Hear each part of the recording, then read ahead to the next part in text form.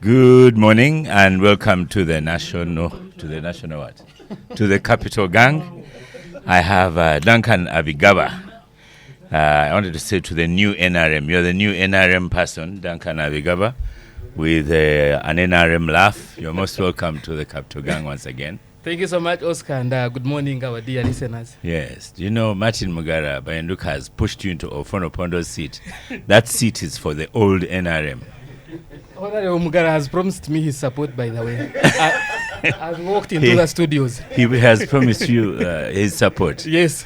And that you are going to beat Chris Bariomunsi. Yes, he's very confident that young people, because you can see we are age mates. Yes. He's very confident that our generation is You taking look over. younger than Mugara. You are age mates? He's a minister. He eats He's a where minister. he has better facilities, has a SUV, etc. Yeah. Facilities that I do not have. I hear you. One thing I like about him, he doesn't go around with his police pickups and all. And Chris does. Chris Bariomunsi, for him, he does. Person in the party is a vice chairperson. He's the vice We chairperson. need to secure him for the NRM's future. So To secure Chris Bariomunsi. Yes. Yeah. Well, Duncan Abigaba, you thought he was with you. Clearly, he is not with you. But welcome to Gang again. Welcome to Gang, Honorable Minister Mugara. Good to have you back in the studio. Thank you, Oscar, and good morning to our viewers, our listeners out here. Yes, listeners. I was telling you, I've come with a new title. I'm now the chairman NRM of Ntoroko District. So that's, Chairman NRM Ntoroko District. Yes. That's a big post, is it? Yeah, it means Nope will get nothing in my place almost. So That people do what? it means that Nope will almost get nothing in Ntoroko. But how big is Ntoroko? Ntoroko is big. Oh, NUP, NUP. Yes. Okay. But NUP does not stand for chairmanship in Ntoroko. No, that means I have to deliver a 99% Yeah. NRM victory in my place. For parliament and president. Yes. Okay. And are you yourself going to stand for parliament? No, No. not this time. Will you stand for presidency this time? No? No. You're going to stay under the NRM. I have a president who's still strong, powerful, good ideas, and he can still steer the party NRM where ahead. Moses Ali picks forms there, does it surprise anyone? That what? Because by your measure, even Moses Ali is still very strong. But he's still going to beat you in the next election. That's how you. No, I have said he's still very strong. That is how you gain strength, by the election results. Beating is not the issue. NRM can deploy people who are candidates from Honorable hospitals. Honorable you- Semujju, don't yes. confuse things. Moses Ali and Martin Bayanduka Mugara, they are at the same level. They are both party chairmen of their areas. He has said that his 80-year-old Museveni is still very strong. Sometimes he needs a ladder to climb his vehicle. No, but you see, Oscar, what I'm trying to tell Semujo is in politics. But his vehicle is high. It is understandable. Even if you are going to climb. Oscar- No, I am comparing Museveni Oscar- who did not need a ladder Oscar, Oh. to one who needs it. in politics, the way we analyze strengths is by the result of an election. It's Talking not by about- age. Talking about a country, you are a minister. Don't speak like a vigilante from your Yeah, area. You are a Martin. minister for Yes, Uganda. I am a minister for Yeah, Uganda, if and you I'm care speaking about for. the services to the country. No. Martin Mugara, Yes. let me save you from that one. So, No, I'll have well, him later. It's okay. Welcome That you to can Gang. nominate Moses Ali, who should be advised to go and Mr. seek Benjamin medical advice. Katana. You're most welcome to Gang. Thank you very much, Oscar. Yeah. Yes. You're very smart today. Are you heading somewhere after Gang? This is a very I mean, busy people should season both for politics and Yeah. social engagement. Okay. So I have You have to be a ready. function to run to after here. Okay. But because of the importance of the show, Mm. I chose to delay a bit to go to the social engagement and come here first. Excellent. We want you here. And are you going to stand for elective politics? Not really. Not really. I'm not offering myself for any position. Yeah. He was just voted and opposed at the NUP delegates conference. Oh, he was voted unopposed. He had an opponent, but we don't know what happened. Because in NUP, Yeah. I think top positions, Mm.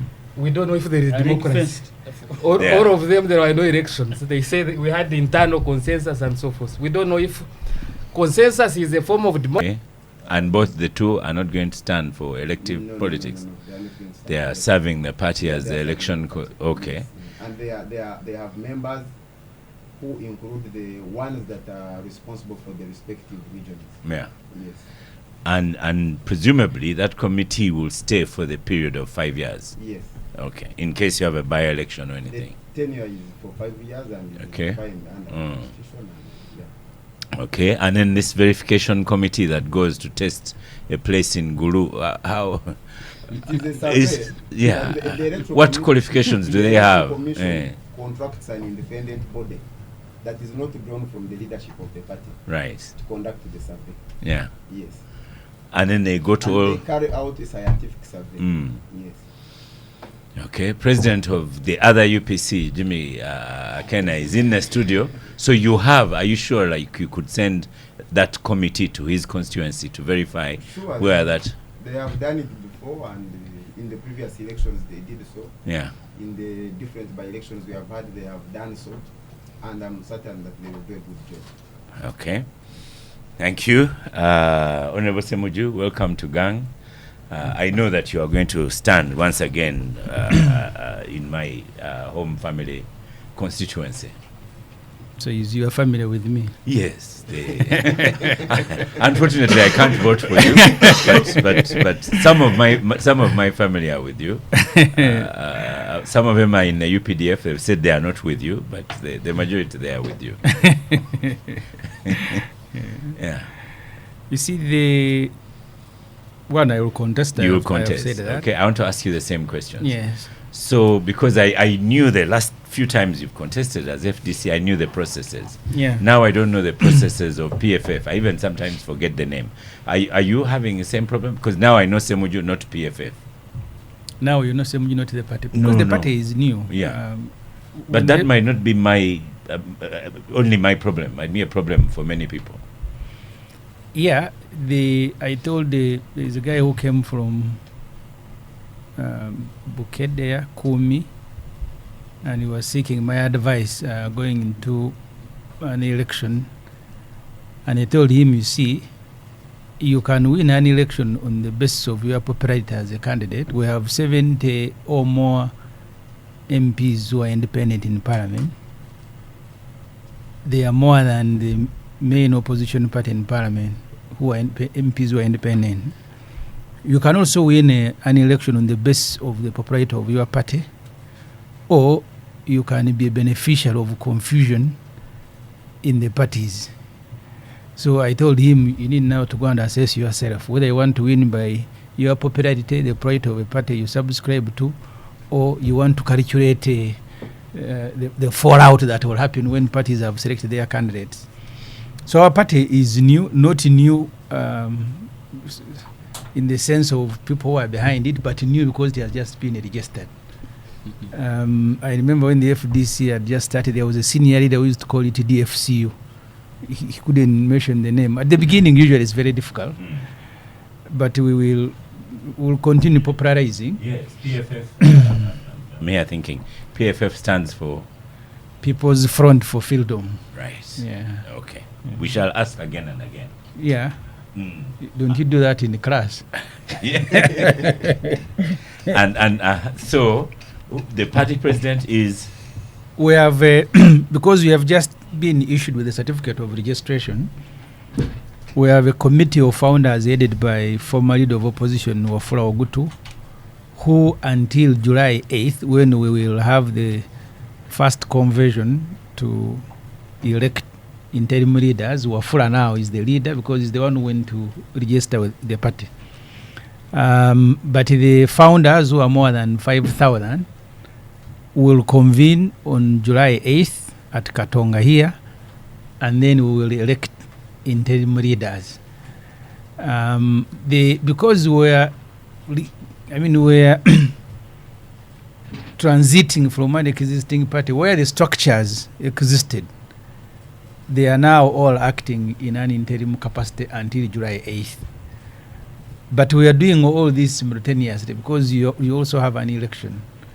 We got a certificate on Thursday, but nomination for special interest groups had started on Monday. So we are doing a catch-up. The only advantage is that the next nominations for local government will take place between 2nd and 12th of September. So we have a bit of time to restructure to institutionalize ourselves and then abide by our constitution, but also the national constitution and the Political Parties and Organizations Act. Because the moment you register and submit as one of the requirements a constitution to the Electoral Commission, you are going to be judged against your own constitution. You must subordinate yourself to it. So we are in that process, institutionalizing ourselves, but preparing for elections as well. So are you just optimistic, or because I see this is a tall order you've given yourself? Yeah, so if you wanted simple things, you would be home sleeping. Well, you would be in FDC if you wanted small. No, the point at which we left FDC, I think we are never going to stay there, whatever the circumstances. We said, so we left. So what has been most difficult is registering a party. It has taken us 11 months. Even when you submit signatures, the Electoral Commission will verify under the law, but they abandoned this work of verification in many areas to security and to NRM. When Dr. Besigye got arrested, it even became worse. There are areas where they were telling people that appending their signatures to our application to register that you are registering to join Besigye in a rebellion. So someone has come to verify whether you have endorsed the registration of PFF. But the first question is asking you, did you also append your signature on this application to join Besigye in a rebellion? No, I didn't. Then they tell us, in a Kapchorwa, everybody has said they did not sign. The most interesting thing was in Bukede, where Honorable Odoman Okero, former MP, 3 times MP, one of the 12 who registered the party, they said, here you have no signature. All the signatures here were forged, including of Odoman Okero, a former MP, 3 times in Parliament. One of the 12s that were registered in the party, they said his signature had been forged. Then he said, okay, you can go back and correct again. But we went through that. So what happens after that are normal processes. We have invited the candidates, even as we institutionalize, we have invited those who are interested in competing for elections. Starting Monday, people will come to pick forms. They will feed them, return them, and then we will subject them to party primaries where we have. But Oscar, what you need to understand, the positions, elective positions in Uganda, in the last election there were 2.7 million elective positions from villages. The Electoral Commission, in their work plan, they said they think elective positions in the next elections will be 3.7 million. So if a party must field a candidate per position available, you need 3.7 million candidates. But also from my experience, the last 15 years I've been in FDC, all the opposition parties, none of them has the capacity to field the candidates in all. I'll give you an example, and I've said this many times. Wakiso district, by the last population census, is 3.4 million people. It has 9 MPs. Karamoja, as a sub-region, with 1.4 million people, has 26 MPs. So 3.4 million are represented by 9. 1.4, not even half of Wakiso. So that's why all these interlocals became districts, and someone is very happy that he's a chairman of a small an enclave. My constituency is 500,000 people. My village where I vote from. Semuju, the question now is trust. If you left FDC, you did not go to ANT as we thought you would, and now you are in PFF. Yes. How do we know that, again, you will not quarrel in PFF and go? Quarreling is normal. That's why there are courts of law. That's why there are tribunals. Nobody should tell you that in our party there will be no quarrels. That's why even in the constitution, in FDC we had a disciplinary committee. Even in PFF, the disciplinary committees exist. I told the PFF people at the beginning, they said we should not repeat mistakes of FDC. And I said, you see, these conditions, sometimes you don't create them. Just prepare to deal with the conditions if they arise. As they come. So I cannot come here and tell you, for us now, having left the FDC, will never quarrel, will never split. You will now be denying natural processes. Every political party will have issues. you can deal with them and have everybody, but at every stage, people will keep I moving hear out. you, because NUP, Yeah. just registering a candidate, it requires a lot of work. Yeah, so Yeah. the conditions will determine how you conduct set about your yourself work, and relate to. So we welcome you, Honorable Jimmy Akena. Most welcome to the Capital Gang. That seat usually has a UPC person. Your friend Joseph Otieno. So I forgot to let him know that you're coming. I'm going to text him and tell him to listen in, because a party president is here. He does not believe you're his party president. He's party president. Not Akena. He says Akena is not my party president. So you're most welcome to Gang. No, thank you. Thank you very much for having me on the Capital Gang. So talk about disciplinary committees. Even before I ask about your ambition, you should be taken to the UPC disciplinary committee for sanctions, because your house has NRM in it and has UPC in it. And I guess I had trouble when I was chief opposition whip. Yeah. I was assigning UPC MPs to committees. Yeah. NRM would be assigning the same MPs. You say you're on a committee on agriculture and Ankabira should services technology. So really, I can give me problems. So to begin with, even before, how are you going to manage that? I think my brother told you. My apology. A little bit of taking some literal license to expand on this issue. What happened at that instant is that, on the basis of the friendly relations we had, some of our members were appointed on leadership of committees which were the preserve of the government.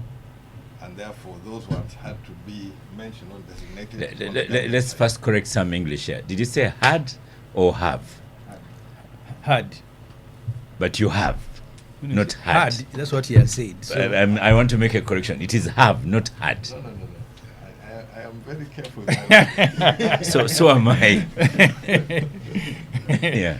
So, at that time, we had members who were on leadership of committees which are the preserve of government. As of today, we do not. There is no UPC member who heads or is in the leadership of a committee which is the preserve of government. Did your agreement end with the NRM party?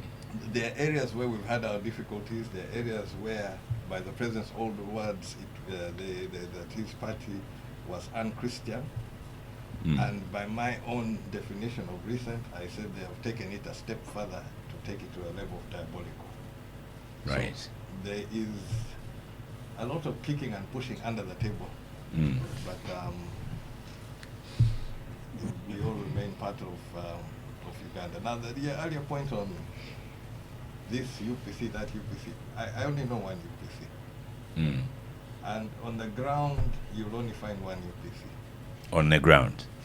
Yeah, the others may be in the figment of other people's imagination, but there is one UPC which has 12 members of parliament, 5 district chairmen. You can add another 2 members of parliament who have basically who have signed MOUs. We have councillors. The rest, I don't know where they are, and I don't know where they do their politics. Because as far as in Uganda, I don't see them. Elections come and go. They are nowhere to be seen. Some of the elections take place outside of the cycle of the politics. So by the rest, you are referring to Joseph Otieno? I saw the clip. I saw Joseph where he actually recorded. I think that's outside here, where you are saying was elected in December of 2020 as the UPC leader. Now, 2020 December, we were deep in the campaigns. We had done nominations. Now, you're doing what? And for these last 4 years, what has happened? So we have to be real.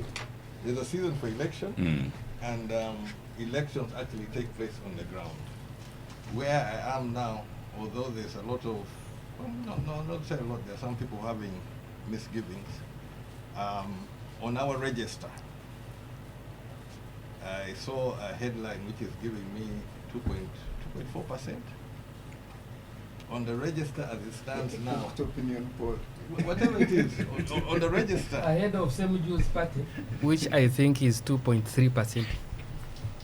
In terms of It's an opinion poll. okay. In the New Vision, New Vision, yes. headed by Wanyama, who was sacked from Monta for falsifying an opinion poll.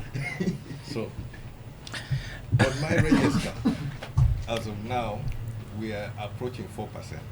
Mm.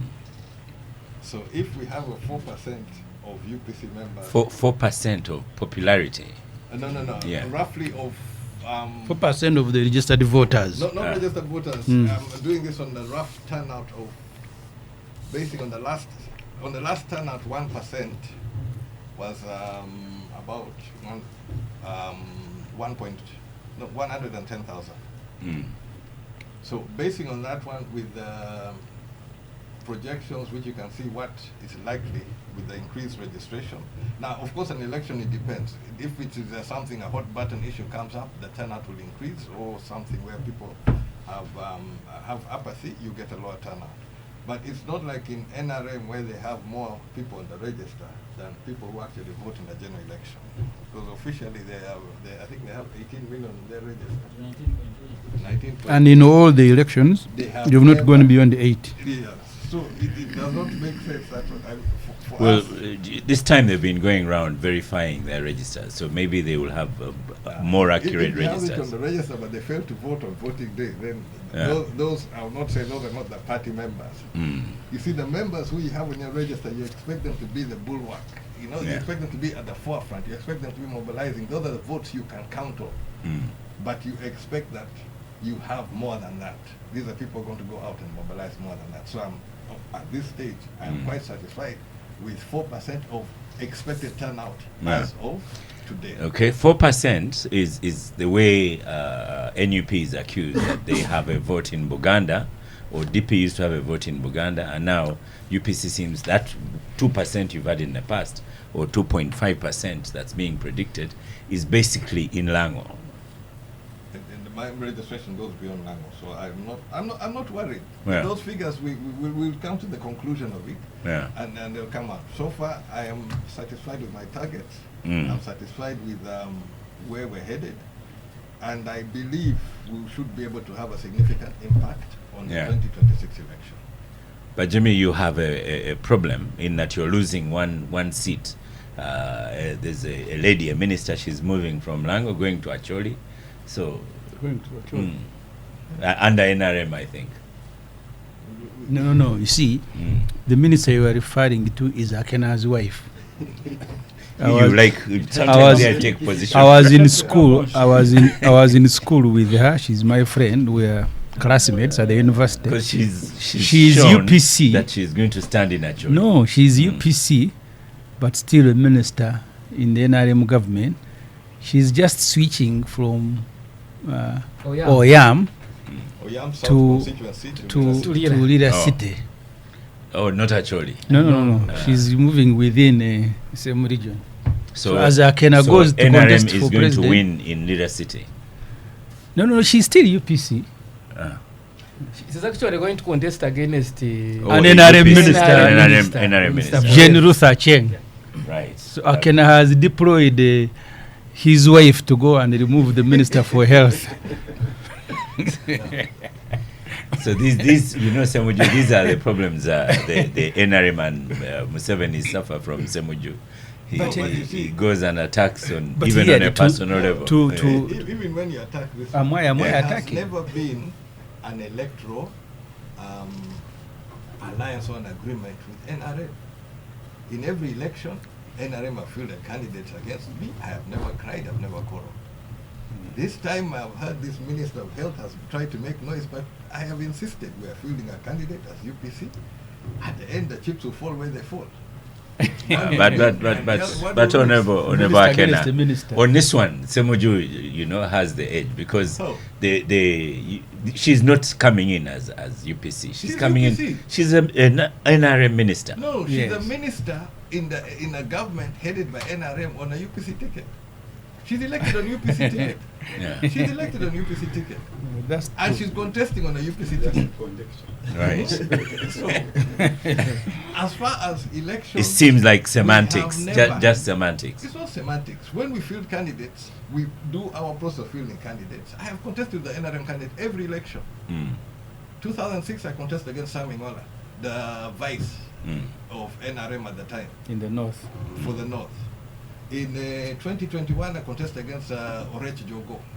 No, 2011, Orech Jogo. 2016 was a witch But collar. Akena is not answering the question. These Right. are two senior ministers in the Museveni government.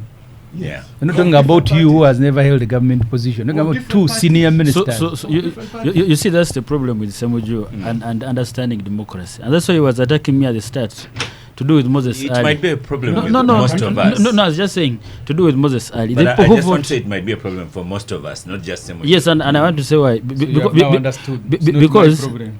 yeah, but you know you echo it more than the others. The people who vote for Moses Ali are his voters. Whether they vote him in whatever condition, it's their democratic right, and you shouldn't say the RM should be the one to decide. Or like NOP that gets a verification committee and you go and decide for the people. I think we should let people. What's So- wrong with two senior ministers so- contesting? That's so, what okay. the NRM fought. Yeah. The NRA fought There's for. also Yeah. manifesting a lack of understanding of democracy. Yeah. He thinks Yeah. the NRM consensus should be the Hey, you need consensus to of use every party.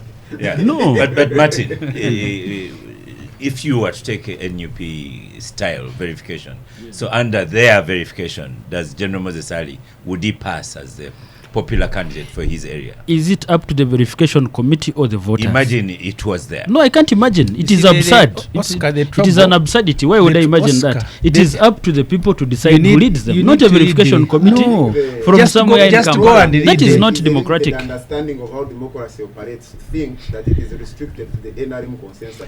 Yeah, but you That see, No, is it one is over restricted to and majority- different consensus. majority That's your rule. consensus No, of it's- how MPs it are is the arrived dec- at. Do you, it- for it- example, know how ANC chooses its members of parliament? It, They go a rigorous vetting process. Oscar, it is There a are- dictionary there are- definition. there are It's a bare minimum. qualifications. It's not- Honorable Samuel, There are let- qualifications. Let me have Benjamin here. yeah, then but he needs to benefit from this. There are qualifications in the constitution. Yes. One of them, you must be physically fit and mentally fit. It is in the constitution. That's why one time I was telling All right, Parliament. the last time I checked, you are not a doctor to know if someone Yes, is not you- mentally yeah, in fit. Parliament, I actually suggested one time Yeah. that since we have an old president, his physical capacity needs to be checked regularly against the constitution. Because Can that's you what the imagine? constitution says. You must be able to do the work.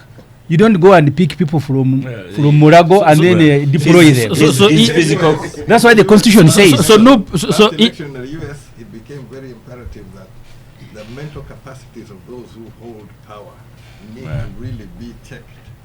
Otherwise, you can end up in a disaster. but it was decided by the people still. I don't think. No. it- The mental ability of a candidate was So- on display in that election. So But so let's- Noob should have a Exactly. medic That- on Hold the on, verification hold on, commission. Duncan. Let's first start with Benjamin. Look at the constitution. Then yourself, Duncan, then that you back pick to people from Martin. Murago Yeah, and they go become on. candidates. So I What was- you're saying. Mm. Yes, I was explaining that internal processes of a party are determined by two parameters. One is the minimum consensus of the party, which is reduced in the party constitution. But number two are the national laws of the country. Now, if this internal consensus does not violate the national legal framework, that consensus passes, and that is democracy. And I've given him an example of how parties beyond, but the problem with the NRM people, at different times are obsessed with a particular opponent. So every explanation of theirs is restricted to NUP. Mm. I've given you an example of ODM. You know how they select their party flag bearers. I've given you an example of ANC. You know how they select their party flag bearers. So different parties, depending on the different contexts in which they operate. For us, for example, as NUP, our processes are guided by one, democracy, but number two, the terrain in which we are operating. And he has just given an example about the capacity field in every constituency, which is largely informed not by the internal weaknesses of the organizations, but external factors including harassment from security apparatus. Just yesterday, our team, the party secretaries for organization were in Noya trying to establish committees, and they were arrested. They are now in jail for doing conducting legitimate party business.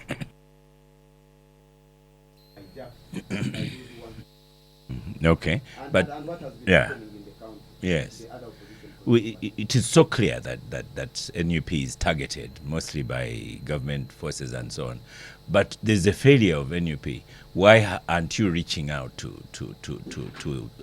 fellow political opposition parties and say, can we do something together? Because as Semuji says, the opposition will not be able to fill 3 million places.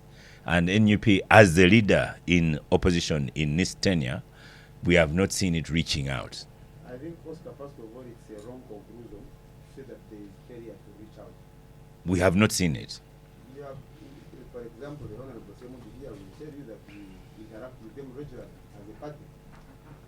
Honorable Jimmy Akena will tell you that we interact with them regularly on how best we can work together within the difficult circumstances, and several other political entities. We just start for as long as there is shared aspiration. So it's not true that we are not reaching out. But again, there's hang on a bit on that one, because I want us to talk about those youth elections shortly. Yeah. But I'll come back to you. And Honorable Seb, let's go to Duncan here. So Duncan Abigaba, you wish Chairman. NRM Vice Chairman and an MP. No, Do no, you work? no, not NP, not MP. Not MP. No. Why not? Ordinary. The challenges I see in the NRM, I think they are coming from leadership at the top echelons. And we already have a lot of representation. We already have a lot of representation in parliament. So I would not be making a significant contribution if I went to parliament. But I think as a young voice, I would make some contribution if I went to the Central Executive Committee. So my efforts and interest are in SEC. Yeah. Yes. So you want to stand for SEC, and it doesn't worry you about all this mess that seems, it's unstable. We seem to have collected a lot of the problems of Uganda's politics. Yes, there are so many problems, and this is why we are coming in as young people to bring fresh ideas on the table. Semju has been my MP in Nigeria for, I don't know, so many years. The challenges exist. The challenges he inherited, I don't think he has even solved 1%. You and I know the roads. Patricia was accusing me of reaching late, and the challenge is the roads in Semju's constituency. Yeah, it is my judge's constituency as well. So the politics, we should commend the political parties for the ongoing exercises. I'm seated in Ofono Pondo's chair, so I will be very good NRM today. He had invited me to Muranda today. He's giving away his daughter. Yes. And he was preparing to travel until Patricia called me, and then I had to change course. We congratulate Ofono Pondo. Yes. Because his daughter is... he did. He invited us.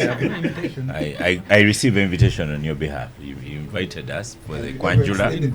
Yes. For the Kwanjula, and also his other daughter has graduated with a aeronautical engineering degree China. From Nanjing University in Yeah. China, which I think is the best university in China. So Fantastic. yeah, we congratulate OO. So when are your elections going to take place? So Duncan elections Abigail? are going to take place in August during the NRM Delegates Conference. Right. I think around 22nd.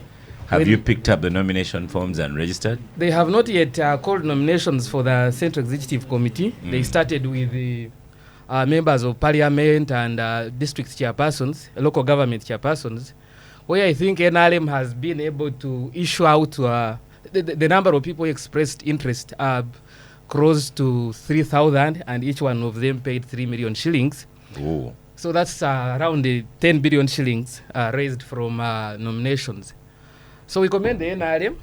That shows some bit of... It is. Yeah, the money is important because it's going to help in running the party. Yeah. It's going to help in running the party. But it also points to... I only have your microphone on, so very continue. good. Yes. It also points to the fact that the NRM is still very, very popular, because it's the party where you at least have every constituency of this country represented at the election level. 80. Go on. That notwithstanding, I think my party also should have done some internal soul searching, especially on the issues that have been raised on this table. There is a Ugandan who is going to court to challenge the nomination of General Moses Ali. I think Your microphone is on. I think most of us agree that Mzee Ali should retire in the public interest. He served his country diligently for the last, I think, 60 years from... he should have been in King's African Rifles or so, I don't know. So he's served. So we think he should retire in the public interest. And I would encourage my brother here, the Honorable Minister, to move a vote of thanks in one of the upcoming cabinet meetings and say that in public interest, they can even run a poll, an opinion poll and so forth. He should move a motion in cabinet and ask the president to grant Moses Ari a peaceful retirement with all his packs. If General Moses' other problems are missing out on a vehicle, bodyguards, drivers, allowances, my brother, you can move a motion in cabinet that General Ari is going to retire. We as Ugandans have approved cabinet. Let him first finish his proposal to you. Martin, let him first prove. You're in a German. I've given cabinet a green right to give General Moses Ari retirement with all his packs. That's one. Number two, there was also another issue that has made a lot of, out there in the public, especially on the social media, the issue from Zimbabwe of General Washande. And it is one of the things that have encouraged me to contest. Because I see that in NRM, meritocracy has died. There is no longer respect for education. And like during UPC days, when our grandparents and parents went to school, the UPC built a very good system of education and so forth then, which I see in the NRM it is dying. The NRM nominated General Washande without requisite academic qualifications. And one of the points they considered to equate his military qualifications to Uganda Advanced Certificate of Education included the basic military training in 1982 of UPDF. And I think somebody might go to court and challenge that because there was no UPDF in 1982. So these are some of the issues that emerged from the NRM internal processes, where I think we should have done better as a party. You have not talked about the young man from your village who was chased away, who had gone to pick nomination forms to run as party chairman and presidential candidate. There's a young man. I actually went to school with him, primary school, primary 6 and primary 7, who were in the same class. Who went to the party, has paid his 20 million shillings to be nominated as party chairman. And no, they haven't cheated his money. I can defend Dr. Tango Doy on that issue. Because the nominations for SEC, where I'm also running, have not been called. They were dealing with members of parliament and local government. So I hope that when the right time comes, my OB is going to be given a fair hearing, is going to be given nomination forms, and is going to be allowed to run in the party primaries. Yes. Just like anyone in the delegates conference, okay. And the members of NRM are going to choose. Yeah. That's either or. Stands no chance. Or the verdict is even here. No, Honorable Minister. I'm a voter. Oh, yes. Or internally the NRM can agree and by consensus and say we do not have to waste time and resources on this election of the party chairman. President Museveni, like some of us believe, is still able, is still of sound mind. And like what Honorable Semju was saying earlier, there was another man still from your village called Maguru who was arrested for trying to contest against Museveni in the NRM internal process. Captain Winda Maguru, the matter ended up in court and it was amicably resolved between the parties involved, and I think the party gave him a deployment. So NRM your village seems problematic. But complaining about an opposing contestants in another party. But allow Martin, I think you have received Duncan's proposal. That you could move a vote of thanks and in the country's interest to retire General Moses. I had not listened to Duncan before, I have now listened to him. I don't know if this strategy of his is going to work for him to win the party chairmanship, the chairmanship, Vice chairman. the deputy vice chairmanship against the others. But anyway, I've listened to what he has said. But for me, like he said, I'm happy we've reached where we've reached. Semuju, if any of the parties, Semuju. yes, no, I will So not if you move. have- if you have forgotten. I have spoken to that already. Moses Ali represents East Moyo constituency in Ajumani district. His people should be given a right to decide. No, And the I want to request Constitution does Abigaba, not. I want to Abigaba that you first go to East Moyo. If you make that case, I'm willing to carry it from there if you get a consensus from his voters. But I think you'll be stoned there. The man is as popular as I don't know what. So it Okay. should be left for the people Even dead people are popular. to decide. know that. Thank you. So just you see, and I think Katana said it that sometimes we tend to get obsessed with NOP. It is very difficult to discuss FDC, EFF. It is irrelevant. It is inconsequential. It's almost non-existent. I want to assure you that if Semuju was not on Capital Gang Yeah. and a few other leaders, I think there are like 2 in FDC, we don't be discussing FDC. We don't want to discuss it. It's actually in its dying days. I think Semuju is more popular than the EFF itself. The only party that we think in Luganda slang would say tokubye nnyo. ndadda sikubye nnyo ge mazima. But in a party So, where that's- you are a member, Mm. you had only one MP, and Museveni failed. But you see the problem with He contested in Mbara North and he failed. So Honorable parties grow. Semuju. Honorable I listened to Mugara. Semuju. Just say quickly, But in it's a growth. few minutes we have left. The youth elections. I'm looking at NRM winning everything in the country. It's like yellow all over, and this is a question that should go to the 3 opposition people here. Yes, I think thought- for you, Martin, you just say congratulations to all.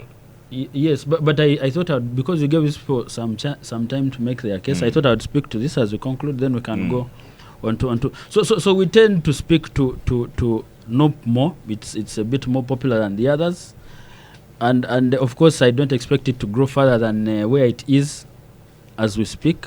60 MPs. Yes, 60 MPs. I think the number is going to go down, and I want to place a bet. If any party can put a fee of 3 million, the UPC is here, 3 million as a requirement for people to contest as members of parliament and local government leaders. I believe you will not have any. It's only the NRM, and out of this you have almost 3,000 with 800 returning forms as we speak. But that aside, I don't want to the blame games and the speaking. As the NRM party, the principle is clear. We are in government, we decide how we run this country. But we've said we want to support these parties. We are giving them money. NOP is getting around 5.7 billion. FDC is getting so much. The issue is how you decide to use the money. If you get yours and decide to build a party headquarter as something important, then going to the grassroots and mobilizing people so that you can have, because as the NRM, for instance, we didn't start with the mass election in the NRM primaries. We started by the electoral colleges, and it did not work because we were limiting participation for all the masses, and that is how we moved to. So with the resources we are giving all these parties, I wouldn't expect anyone to discuss verification committees of people coming from Kampala to go and decide for the local populace. I know it is going to fail. It is going to work against a NOP, and I would advise use the resources we are giving you very well. It's not about the buildings; it's about the actual people buildings. You want them to take advice from you? No, they should, because we have experience in these things. If they don't, they can take advice from FDC and end like them. But for me, and I learned a lesson out of the elections I participated in. Going to the question that you asked, I want to tell you, for instance, where I come from. The people that participated in the NRM structure elections at youth, women councils, and the rest, where we come from, or in the most of the countryside, there will actually there will not be an election of EC. We will just be confirming the NRM candidates. That's what is going to happen, and that's what's happening. And it has happened before. Yes. Yeah. So, but this is as a result of mass mobilization. So this shows how strong the party is. We all believe NRM has its challenges here and there. It is still a strong party with a very strong candidate, and I believe the person who has picked forms to contest with His Excellency will be given chance. I can assure you, he stands no chance whatsoever. He will be floored. We believe that President Museveni is still a good president for Uganda, for East Africa, for the region, and Africa at large. This is a good time to stop for a break. I'll allow a few minutes to talk about these elections that have been held before we go international. Welcome back from the break. Thank you, Star Cafe, for powering the gang. Someone should tap Semoju's shoulder to say we are out of the break. But Honorable Akena, you've not been here for a while. The Star Cafe goodies are safe. You don't need to travel with your chapati in the pocket. You can just have Star Cafe. So over to you, Honorable Akena. The youth, it seems like even in your own constituency, it is all yellow, both PWD and the youth elections. I'm looking at the electoral map here. I don't know who produced that map. I know what is in data. Yeah. In data, we did well in data. We've had some issues in Teso where I've asked somebody to deal with, where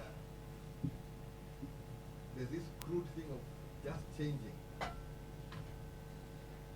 what transpired here and then what is eventually declared is a complete reversal.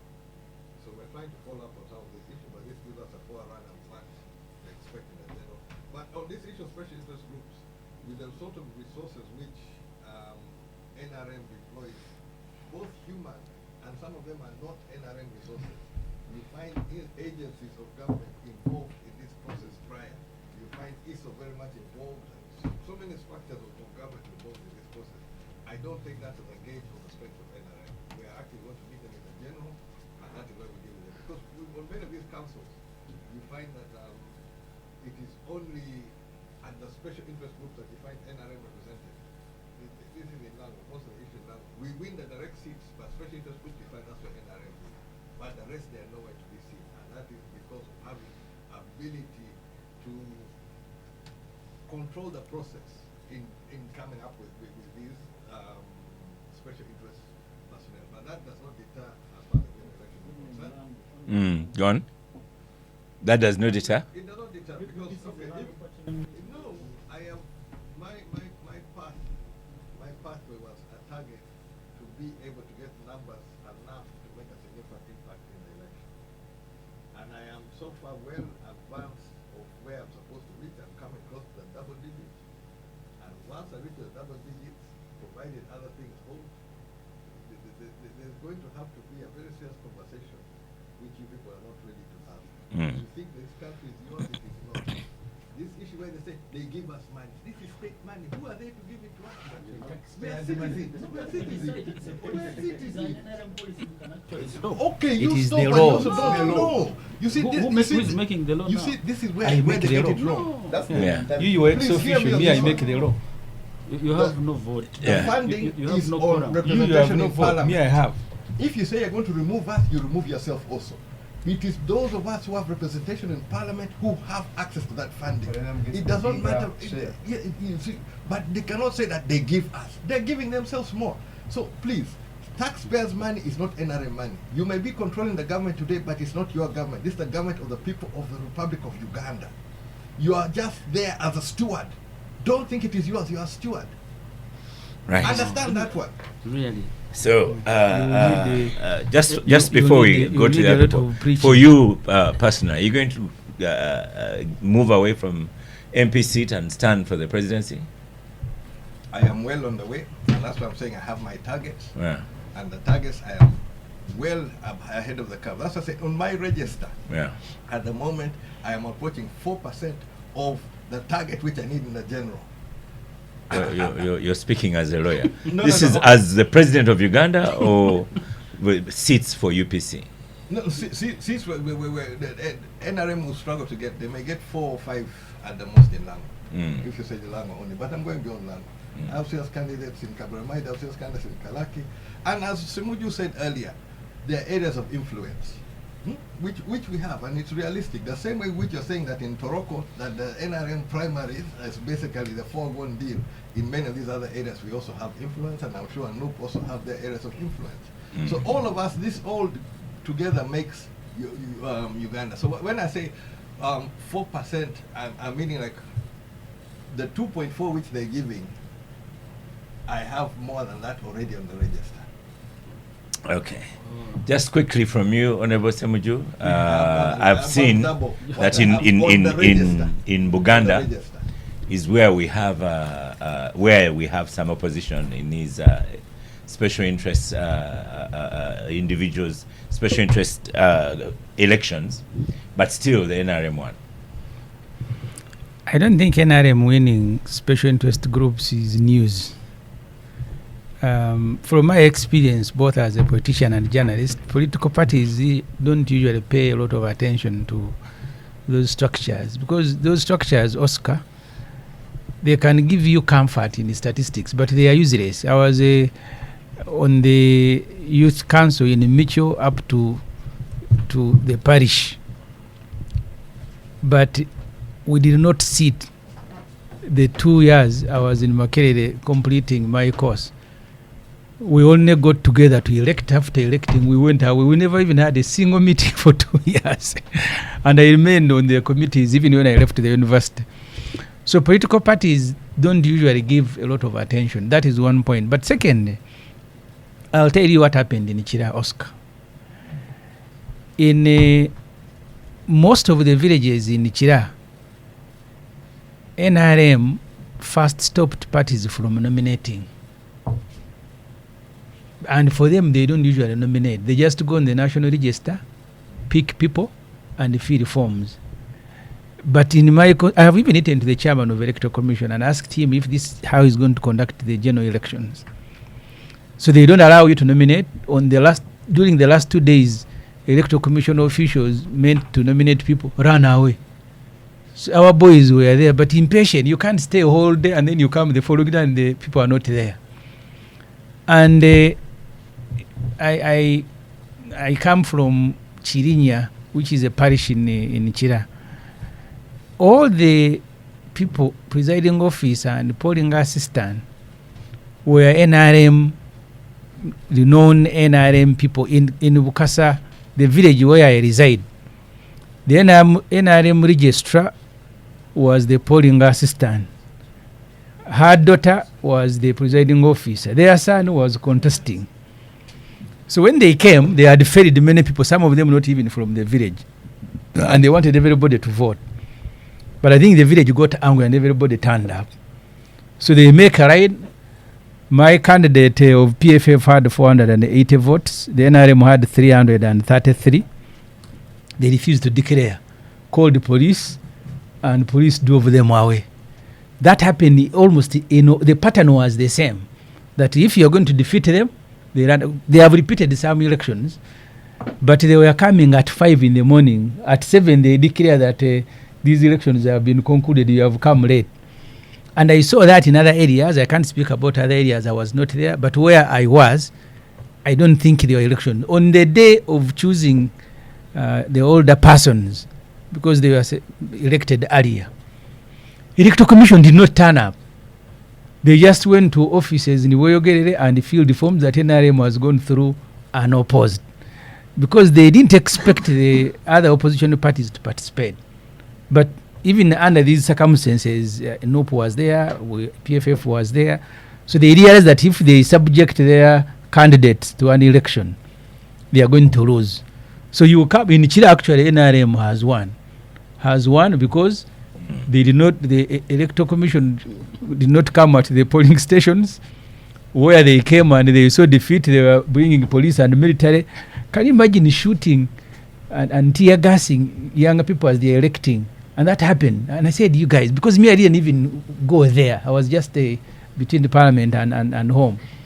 But in my village, tear gas, Chiboko, because NRM must win. I don't know what the obsession is with these special interest groups. Maybe they will give Don Wanyama an opportunity to say NRM has painted Uganda yellow. I saw that on TV in many areas, but I have told you what happened in Chira. There were no elections. Okay. NRM was just filling forms and declaring themselves unopposed. This exercise was run by police, by ISO, and by the NRM itself. Benjamin Katana. Yeah, thank you very much, Oscar.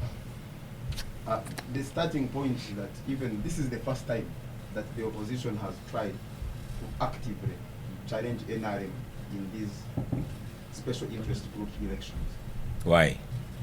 Because of the realities that the Honorable Semondi has just painted, that the process is just a ritual. It is largely run by the security agencies.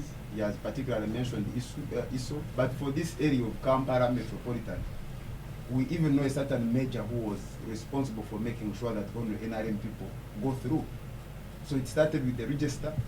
They tried to lock out people from the youth register, but when that failed, they also made sure that they don't follow the register at the voting. In fact, in some of my villages, like I've told you, the NRM register, what was meant to be the NRM register is what they were bringing on voting day. Exactly. So in some places they were moving with groups of people. They take them to different polling stations, they tell them to line up and they count them away from the ones that are in the register. They also cancelled the nominations of the candidates of NUP and other opposition groups. They would enter in a room, the security would man the room, chase away the people who have come for nominations, confiscate their documents and nominate only those they want to nominate. In fact, in the few places where the opposition won, it's not because of the effort, but it's because of the incompetence of the security people who are deployed in those specific areas. That for them they were not able. So in your opinion, why was it so necessary for this to be organized for an NRM win? I think the reasons are two. One is it's an extension of the patronage system of the NRM. But number two, because the NRM knows that its support has waned and it is preparing to rig the general elections. This is a precursor, paint a picture, and I think that is well with even the poll you have seen of New Vision, to create an impression that NRM's victory is unstoppable. You see even people, and also it also helps in the psyche of making sure that there is voter apathy. People don't show up to vote because they know this is fait accompli. But also, one of the most enduring strategies of the NRM, just like most authoritarian administrations, has been to dismantle all centers of power and organization. So that's why you ask yourself about the trade unions, for example. They have been attacked, dismantled.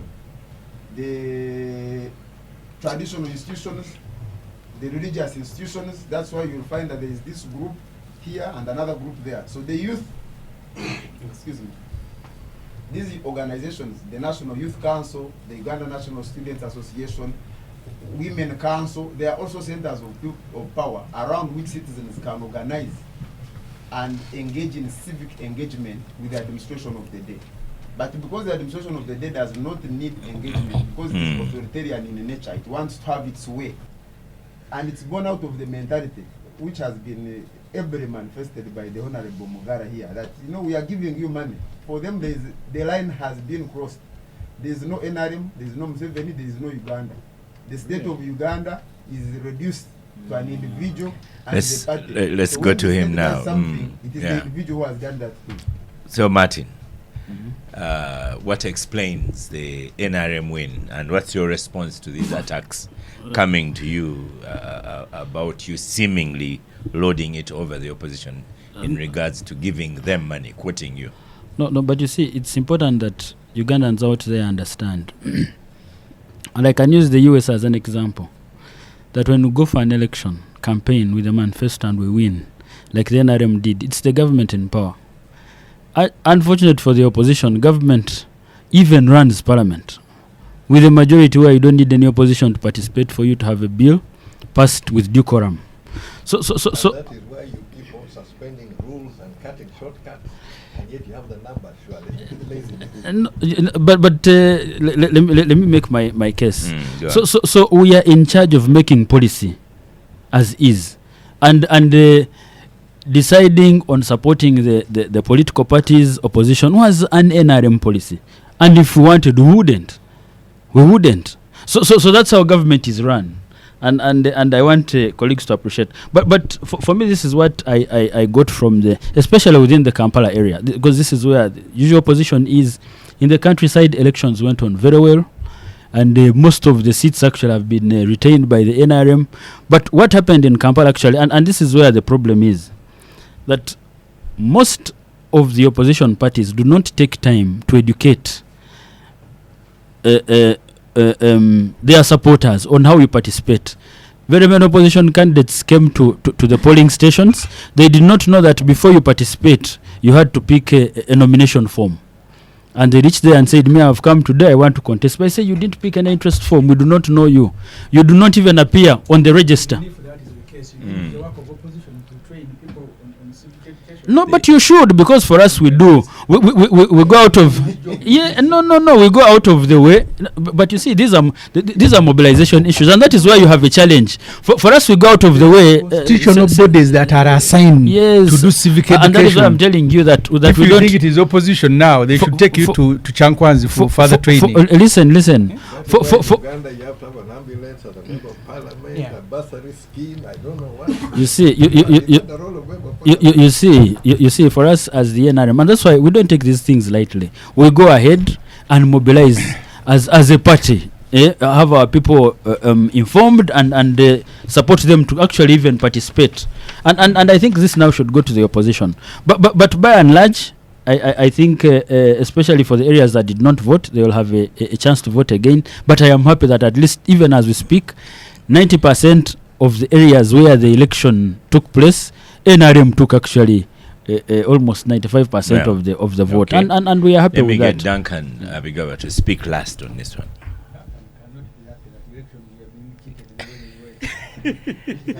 His Semuji is off microphone. It's only the minister who can celebrate trouble. Semji is corrupting until when himself will become a victim. Yeah. Semji is corrupting me, but I'm not taking his side. He promised me a vote, but he hasn't yet crossed into the NRM, so he can't vote for me. But you will be a good leader. But Oscar, the youth elections are largely, besides that the structures eventually meet to elect the 5 members of parliament for the youth. Besides that function, the structures of the special interest groups, right from the village and so forth, are not so significant because they are usually silent. The Honorable Minister here knows in the budgeting processes and so forth. I.e., after the election, nothing happens. Exactly. The government does not allocate resources to keep those structures relevant. We've all been in those structures at some point, and you find you have not made in entire 5-year period when you're in the structure at the sub-county and so forth. So besides electing the 5 members of parliament, the structures are largely very silent. I think parties should make an effort to build internally, to build and strengthen their special interest groups. And I see most of the parties that have come after the NRM have modeled their structures around the NRM. You go to NUP now, they have Women's League, Youth League, same thing that the Honorable Semju had in FDC, and they're also going to do in the PFF. So you can internally strengthen your structures as a party, and they will be more vibrant than the government structures, because the government does not allocate money to these youth structures. That said and done, the NRM has not worked so hard towards empowering its youth, because you've read here and there, I will talk nicer about Honorable Kena's party, how President Obote personally mentored so many people that have become very big.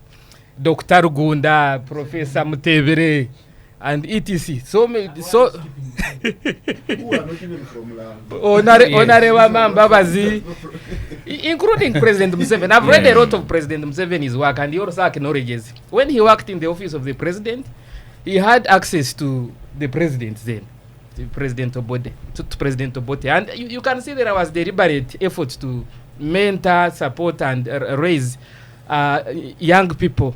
You read the story of Chris Rwakasisa and how he was picked by President Obote from Shema to go and study in the Soviet Union and so forth. But today, Honorable Minister, you can bear me witness. I don't know how many young people the NRM has given an opportunity. You can ask and There are many. you can ask and you will not find out when President Museveni last met the NRM Youth League, or how many of the Youth League members the president has deployed as ambassadors, as ministers, or sent out. How many? Martin, how many? Or sent out for education abroad. The minister here knows he represents different interests, including why his district was carved out of where it was carved out. There are geopolitical issues there. That's why the minister is there. He's not there because he's a young person. He's not there because he's a young person. I've personally had my frustrations I with thought it. Duncan has benefited I've of personally had the youth who have been supported by the NRM, with the system. including the Secretary General. As far as the young people is concerned, I worked for the president in his office. No, it wasn't the nightmare. No, it wasn't the nightmare. But let me share a personal experience. The University of Cardiff in the UK gave me half a scholarship. I wrote to the president. I said, Mr. President, I'm your staff, etc. The university has given me an opportunity to go and study, contribute for me upkeep. They had paid my fees. They wanted me to have money for upkeep, rent and food. A State House told me they didn't have that money. But there are so many people who go to study, and we see these things. For that in the budget. Don't cause me problems. No, I want to tell you that the money is there. It is in the budget, 23 billion. And the Russians, they do send many people. The Russians Yeah. gave me full scholarship. But I still wrote in the current I State still House, wrote- would you send him? I still wrote to No. State House. I still wrote State House when the Russians gave me full scholarship. So you went to the wrong address. The way you talk, you cannot be sponsored by State House. He should ask I said, Capability irrespective of where you came from. For UPC, I mean, State House will not I told finish. State House. Yeah. I told State House, the Russian government has given me full scholarship. Give me study leave and I go and study. They said, no, you can't go. You have to choose between the job and the scholarship.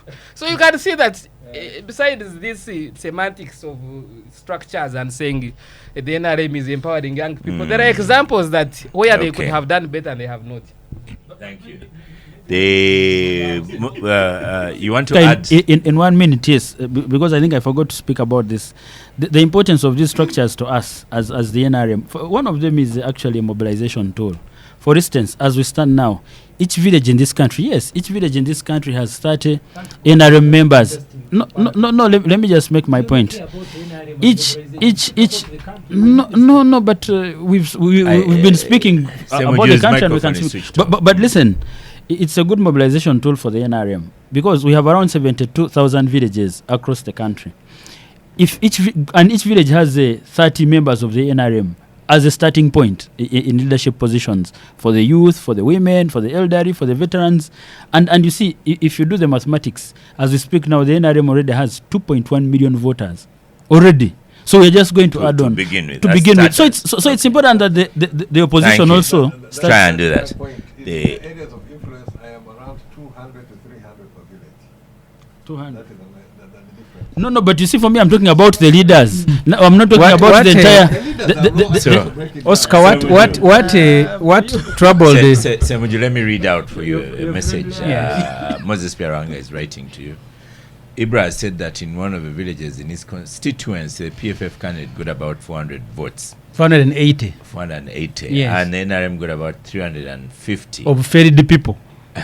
Where did the NUP and UPC candidates obtain what did they obtain in that village? No, Or were they denied You're by wrong, government agencies? Secondly, nominations started on 2nd June, ended on 10th June. if the NUP candidates were being denied nomination, how come the leader of opposition didn't raise this matter on the floor of Parliament, Benjamin Chuters? Okay. What has made the NRM perform better among the youth in Greater Kampala is the fact that the NRM has entered the ghettos and addressed their concerns and continues to do so. What Byaranga doesn't know, the voting pattern in Chira, where either NUP or PFF had the biggest following, the others will just join the same line. The NUP candidate, for example, in my area had 7 votes. Not because there are no NUP supporters in the area, but the moment they saw that PFF candidate... that the opposition were... They were doing that throughout the constituency. And so that's how they vote, because for them it's a referendum against Museveni. And Byaranga needs to understand, what frustrated Museveni after Kawembe in all his meetings was that he had been told they have more than 20,000 people on the NRM register. He kept saying, why did we get only 8,000? In former meetings, he said, Damulira, you see, this young minister is they usually have entered the ghetto, even Byaranga. And Museveni was quarreling because he has given money to Damulira, the director of police crime intelligence, to go and organize ghetto for NRM. So are you hearing NRM structures? Damulira, brigadier of the crime intelligence directorate in police, is the one who is responsible for ghetto. And he told them in his and other meetings, but Damulira told me we have ghetto, not an NRM chairman, but police has told him 7 in the ghetto, in Kawempe, we have 60 people per village. Where did they go? And he was quarreling because he had put in a lot of money. So when we are speaking about NRM and you care about the country, because these things, Museveni went to the world to fight under the pretext that UPC had cheated the election. You're talking about PFF as being insignificant. Your leader contested the elections and lost. Museveni has only won elections that he has organized. He has never won elections organized by other people. Some of us win elections that are organized by Museveni. So he went to fight in Ruero after losing elections in Mbarara North. So please stop parading and throwing Museveni in people's faces. So Oscar, the ghetto is a that's how you failed the last election. So the ghetto is organized by police for NRM. You've seen Damulira in Jinja giving out money that they're organizing ghetto. So in Uganda, you contest against the state, not a political party called NRM. Yeah. In the area where I am talking about, people went through hardships just to nominate. It was like a privilege to nominate. You don't know how we were running around looking for electoral commission office. I have written formally to the chairman of electoral commission, Justice Byabakama, asking him if this is how he's going to organize the election. But Oscar, second, yes, we have 10 million youth in Uganda aged 18 to 30. They have a structure at a national level whose funding is 1.5 billion. That's the funding of that structure. But also, you have the older person 60 and above who are less than 1% of the population, the Museveni's age and Moses Ali. The older persons, I told you last time, in my village, on the register of the old persons, we have only people with disability, we have only 7 people. That's the register. All parties must go hunting down for these 7, but the position available are 5. So the register has 7 people, they must choose 5. So this Ujamaism that Museveni copied in Tanzania of creating non-existing structures and then celebrating them, because NRM, even where they don't have a person with a disability, they will assign someone and he will parade himself like a person, because in some areas they don't register at all. Yeah. But really, Okay. Because the starting point, tell us how many people with disability in Uganda do we have? Thank you, Honorable Semuju. I want to give you some news. Uganda-Iran student evacuation update. Uganda's ambassador to Turkey, Nusra Tibelu, confirmed that all Ugandan evacuees from Iran are safe with no injuries or illnesses reported. However, a group of 11 students in Tehran opted to remain behind voluntarily. So let's stop for a quick break, and then we shall talk about Iran, Israel. Welcome back from the break. A lot of talk on elections, but now we change subjects. So we'll start with you. You're a minister in the studio, though I know you're not speaking for Uganda on this one. But the Israel... Pardon? He has not spoken for Uganda throughout. I'm a Ugandan, so whatever I speak is You for are a minister Uganda, for all of us. without even the position. But Now, how do I come to your office when you are exhibiting? Honorable Mugara, the minister for foreign... Because you are a Sorry, minister for everybody, tourism. including Yes. This war, Israel-Iran, to begin with, where do you think it's going and how far? And then how will it affect Uganda? Where do I think? First of all, I don't think it's going to affect us. Maybe our students, we are going to the ones in Iran, and some, but maybe and the challenges in the Red Sea with the Houthis attacking or making the trade route almost impossible. But there is not much impact on us as a country. I don't see it.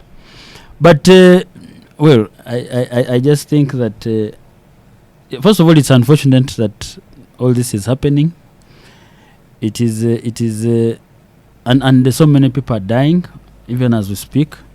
But I think it's going to end soon. I think You think so? It's going to end soon. Yes, and because I think it can be a long debate. But let me say this: I don't know how lucky the Israelis are. You can see that they have planned this over the years, and I think the attack by the Iranian proxies in 2023 against the Israelis when they kidnapped some of the people, I think by the Hamas group, really helped. It was what helped Israel do whatever it's doing now. I mean, attack all the proxy forces across the in the neighboring countries, but finally end up with Iran. And I think this is the only opportunity that the U.S. and Israel have to deal with the Iranian nuclear threat once and for all. I don't see them backing down. I think there will be a lot of foolery with talks, but the bombing will continue. And I am sure that as much as Trump keeps saying that he's not participating, which is very unlike him because he's someone who takes credit for things he has not even participated in, he's still holding restraint. He's still holding restraint, but I know he's behind this. And Iran should know they stand no chance whatsoever. I think they are going to be dealt with. It's going to be unfortunate, but I don't think that Israel will let that threat continue and grow. And Iran has made so many enemies. None of the Islamic countries are really supportive from the Gulf countries. So it's on its own. But for me, in a nutshell, it has no impact on us as a country. I don't see really. Yeah. Honorable Akena? The Congress of the people. I have been trying to follow, and these days the whole international ecosystem does not quite make sense as it used to. There were certain norms and predictability which has disappeared, and I think to follow to what the minister said, that Israel have taken opportunity of this fluid system which doesn't have clear parameters as things which used to be that what you can expect. There may be a little bit here and there, but there are certain lines which are expected not to be crossed. Of late we have seen lines crossed which you could not imagine could actually be crossed. So it is very fluid. You don't know what will happen and what No one would have ever imagined Israel attacking Iran. Somebody who has been forced to relocate, maybe not at will, I sympathize with those who have been forced out of their homes. Because every time you move, you lose something. Like one thing I was looking for a book which I used to have.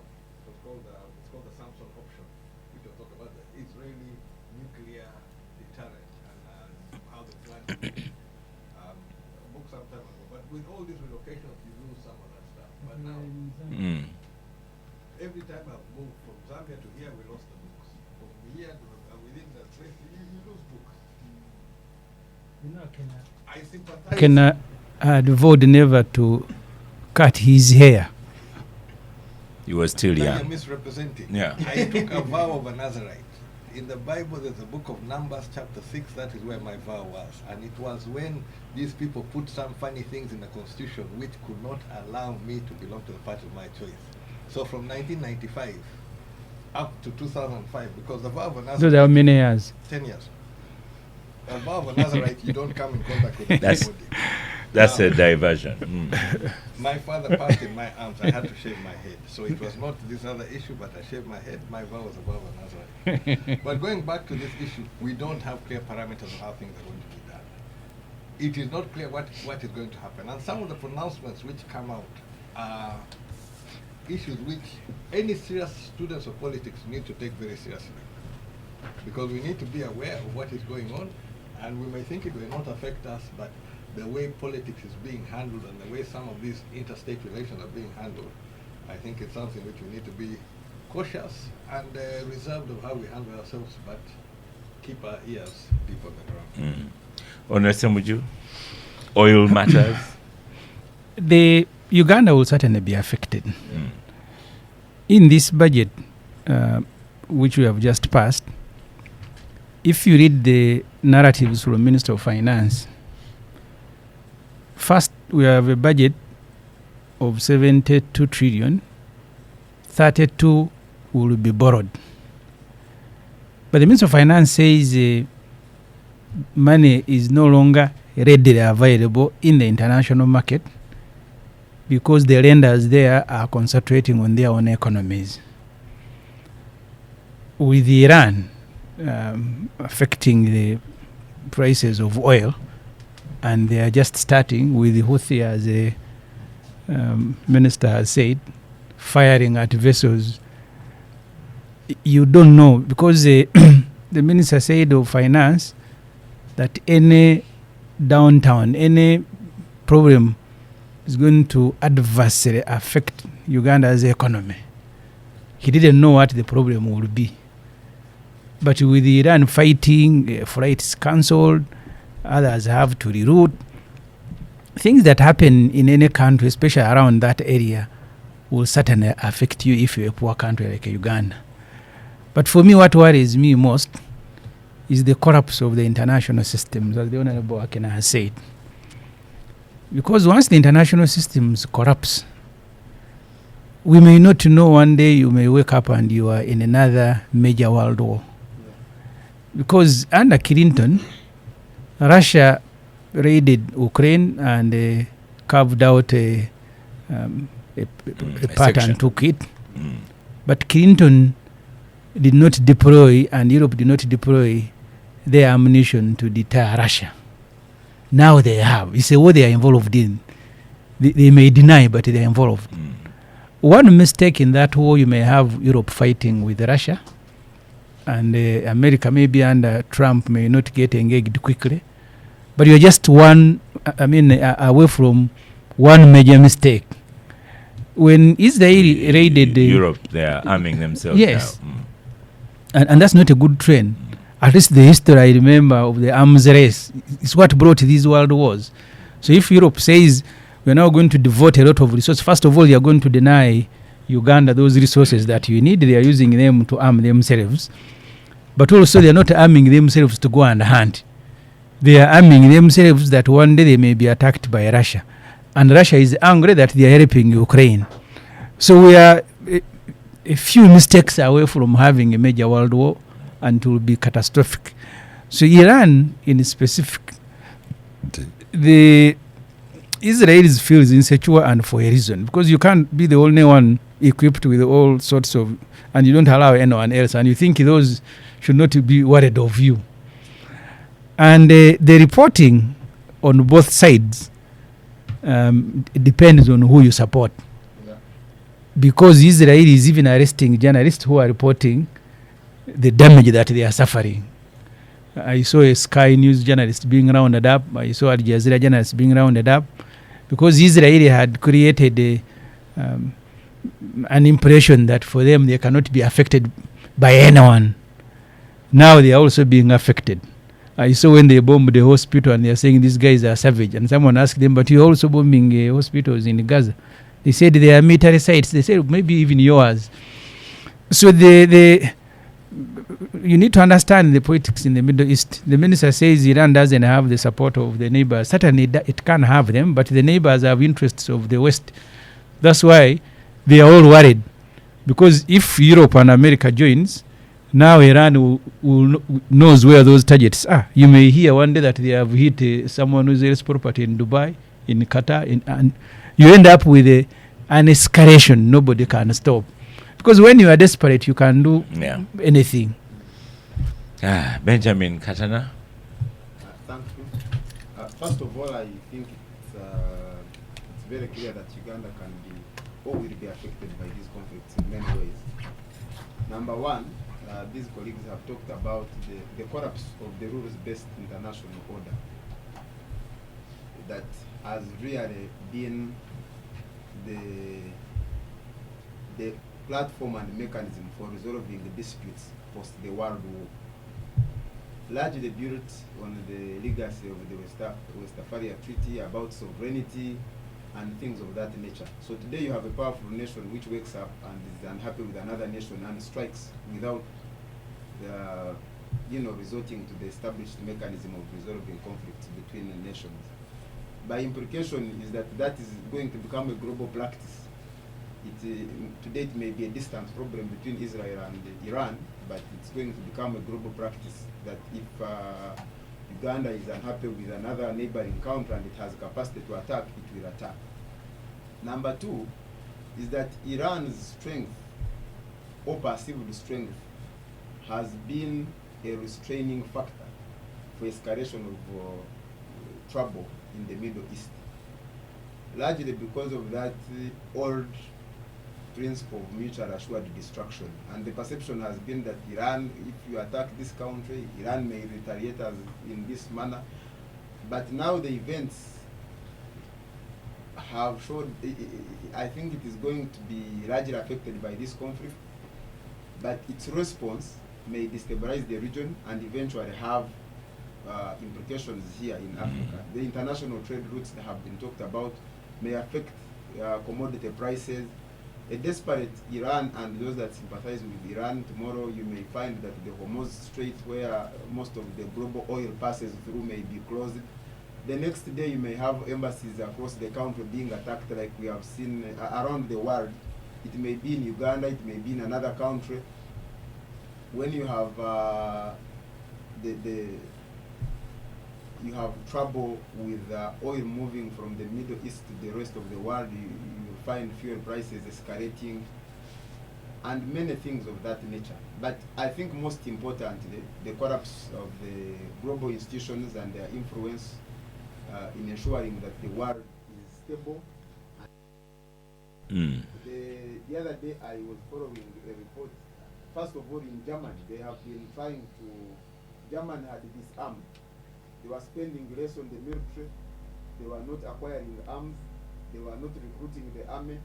But now they are doing so. The world order is collapsing.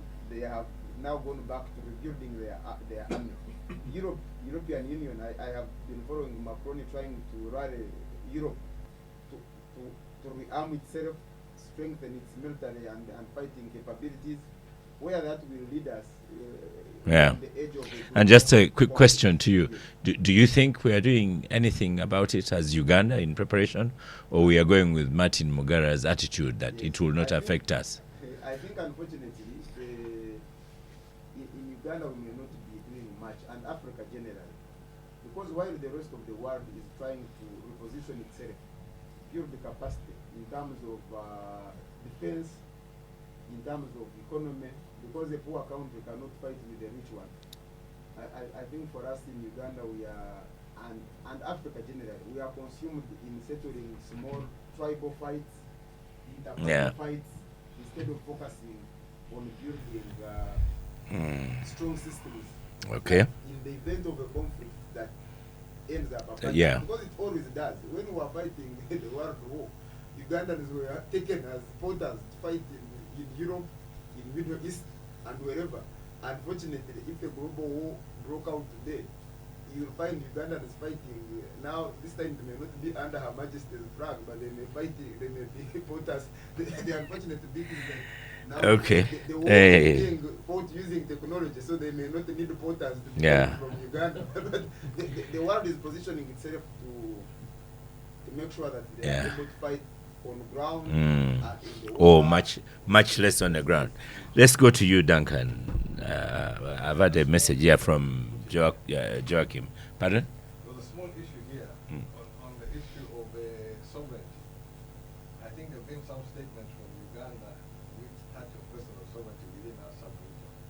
From very high officers fighting our neighbors and dealing with personal sovereignty, either we seem to be trying to behave like we're a big power, like some of these big powers. I think we should be careful. I prefer the 1963 consensus of OAU. We are going to respect the borders and we work together. Duncan. Honorable Jimmy. I have Joachim here says we've had capital flowing into Uganda by Somalis, South Sudanese, Eritreans, and currently Khartoum Sudanese. Let the Iranians also come and sharp Ugandans will work with them. So, that is a view. But I'd like you to just have one sentence on Iran, Israel, and maybe more sentences on Kenya, because a young activist, and I would put you in that category, died at a police station. Yeah, so Iran, first I commend our government. The Ministry of Foreign Affairs, the PS has been in Ankara, our embassy in Ankara. They have done a very amazing job to evacuate the Ugandan students in a record time. We appreciate them. Iran affecting us, yes, I think big time. As our democracy grows or otherwise, we seem to be leaning more towards the East, or the Eastern Bloc. You know, we are now members of, we are now partners of BRIC. we are part. That's what I'm saying, that our democracy grows or otherwise, we are leaning more towards the Eastern Bloc. We are now partners of BRICS. We have a lot of relationship with Russia, military and even in health now. The Russians are supporting our health research and so forth. And Iranians also, by the way, have some of the best doctors in the world. Some of our people now are seeking medical services in Tehran and the exchange. So in short, you think we'll be affected? Yeah, we are going to be very affected. We are building a nuclear, I think, plant in Uyende. And Iran is one of the emerging nuclear powers in the world. So we could be borrowing some of their technology and so forth. So we are going to be very affected. And of course, Iran exports a lot of oil to China, Turkey, and South Africa, places where most of our imports come from. So we are going to be very, very affected by this conflict. Yeah. And on Kenya, I should have said that I got that the information about the evacuation on X, formerly Twitter, from UG News lines. So people who wish to get news can go there. Yes, on Kenya? Yeah, and on Kenya, the unfortunate death of Albert Ojwang.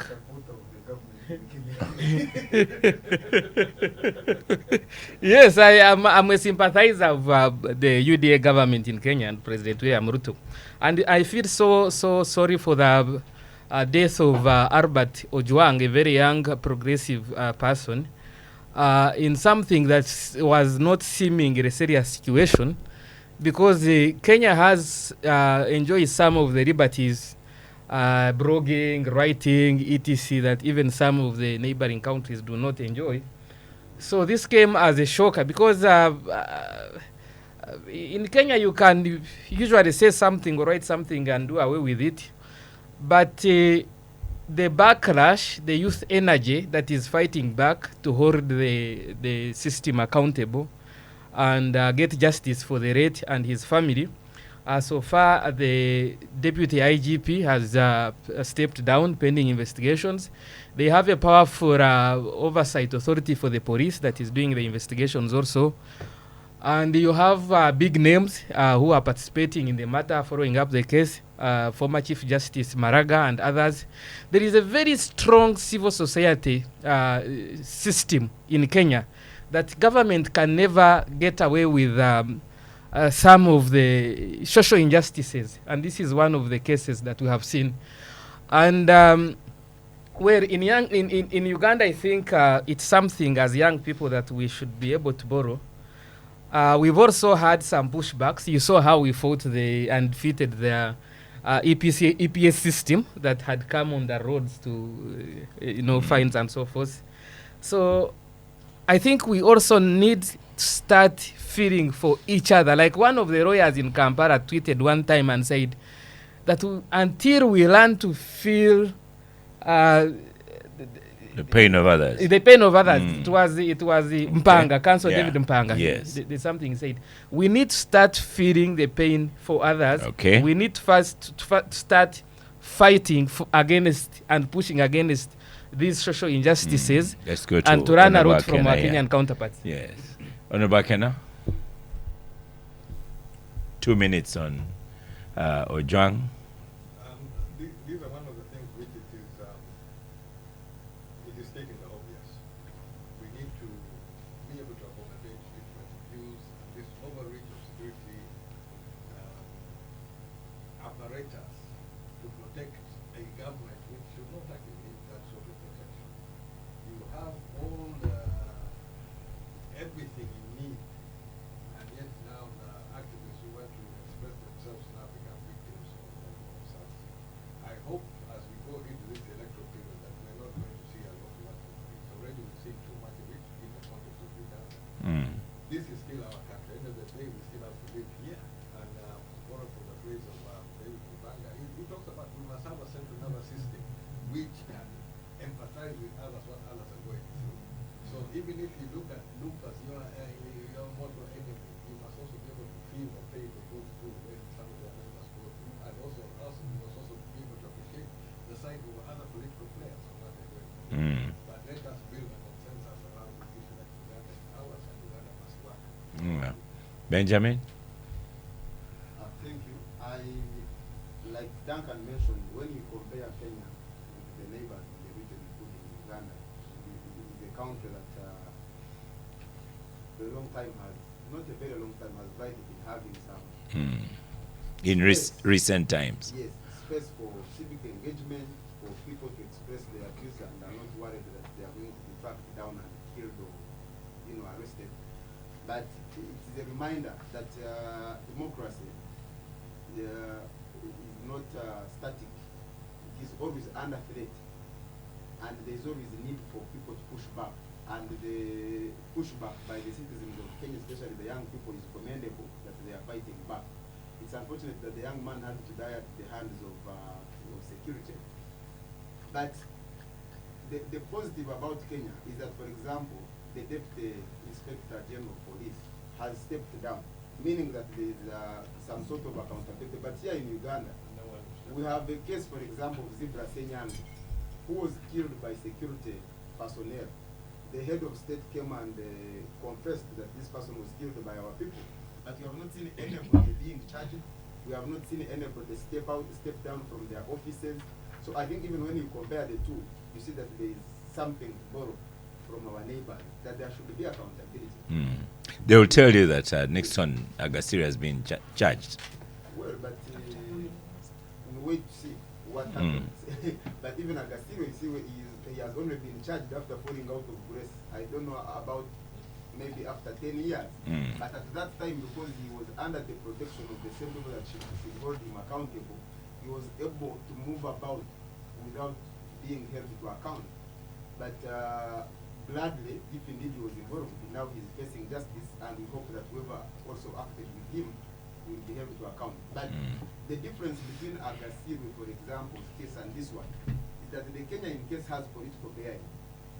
That in Uganda, cases of political bearing, where people have been killed or tortured because of politics, there's no accountability. Okay. Nobody was being held to Yes. account. you're the minister here, Martin Mugara, and concluding the Capital Gang show. Yes, concluding. First of all, just in 1 second, you see, the president over time has spoken at so many international fora and spoken about the African challenges, people going to the space, and people think he's because he repeats this, people take it lightly, but like the others have been said, the collapse of the global system, really. The UN Atomic Agency saying those people do not have anything, you have no right. But I mean, it's the US, it is Israel, they still go ahead and do what they have to. And this can happen to any of us. And I think it's important that we listen to His Excellency's advice going forward. Of course, what happened in Kenya, the killing of the blogger was really unfortunate. It should be condemned. And sometimes there should be a distinction between the actual state policy and you know, the overzealousness of some state players, especially those that hold those offices. I am happy that in Kenya some people are being held responsible, and it has happened in Uganda. There are a couple of incidences where some people have been charged, whether in military courts, disciplinary, because police has its own. Some action has been taken. I'm not saying that. Uganda is as clean as the other, but it's important that Ugandans understand that these things happen globally. They happen everywhere. They are in the US. They are all over the place. What we have to do as a country is to continue holding those that participate in these accountable. Very important. And we'll continue doing that. But also to request the other players, especially now that we are going into an electoral process, to hold some refrain. If a law has been passed, for instance, my brother Katana here, saying that this military gear, this gear that has this kind of look-alike, is only a preserve of the military. Why go ahead and put it on? Why do you put yourself in such a situation? Just like the president said. Just like the president said. If no. Of course, I'm speaking to the other side as well. Like the president said, if you want to be a reverend, when we're launching something in Namugongo, the bishops raised the concern that they had actually gotten someone who had dressed like a bishop and gone and masqueraded, I think, around Namirembe. If you want to be a bishop, to dress like a bishop, you go and practice and be a bishop. If you want to dress like a UPDF person, you go and join the army. Do not masquerade. And sometimes we put ourselves in harm's way. They've spoken on that in court, so no one should be dressing like the UPDF. Hope they are listening. They are here. Benjamin is a lawyer, by the way, so he would know how to behave. Until the law is challenged, let them hold some restraint. Let them not. So thank you so much, the gangsters of the day. Thank you, Honorable Semuju. Thank you, Honorable Akena. Inospa says at Jimmy Akena on X should increase his media presence. UPC and so on. I don't know whether you listen to him. He's copied you in the tweets. Thank you, Mr. Benjamin Katana of NUP. Thank you, Duncan Avigaba of the new NRM. Thank you, Honorable Mugara. It is sad I have to mention the death of Sheikh Sulaiman Kasule Ndirangwa, who died last night. May his soul rest in eternal peace. Old Kira Road. Oh, Martin, maybe one of these days you should drive me in your supercar. But KCCA says they are going to fix that road, and I do hope soon. National Water in our village has arrived. Better Lord Mayor after the election, things will work. Lord Mayor doesn't fix roads. It is the ED. The council participates in these things. So, thank you so much. I am Oscar Semwe Amsoke, and I shall see you next week.